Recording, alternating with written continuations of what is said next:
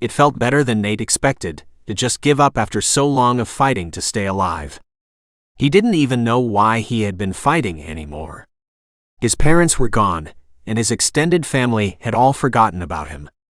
The only people he talked to these days were from the insurance companies when they called for money he no longer had. It had been so long since he had even gone outside his house that seeing his empty bank balance had been a relief of sorts. It had given him the excuse he didn't even know he needed to give up. It was a struggle to pull out the IV without tearing his paper-thin flesh. He left it to drip the mix of pain meds and whatever else they pumped into him on the floor. The oxygen tubes were next, a thankfully painless experience as he simply pulled them away from his face. It had been such a hassle to get the doctors to approve him to live at home. But it had been worth it, something that he believed now more than ever. If he was going to die, then he was going to do it outside watching the sunset. Nate glanced at the small computer strapped to his wrist as he shakily stood up.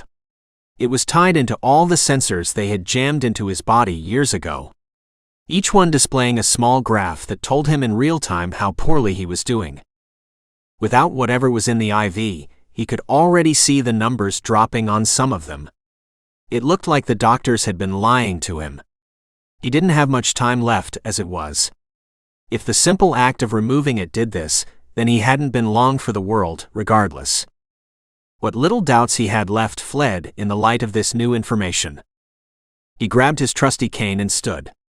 He was eager to make his way outside and enjoy his last few hours in the sunshine and fresh air. It was that eagerness that cost him what little time he had left. The head of his cane slipped off the edge of the top stair, and in his weakened state, he was unable to do anything but fall. At the age of 34, Nathaniel Holmes, a man who was 6'1" and weighed 125 pounds, died. There was no one to mourn his passing,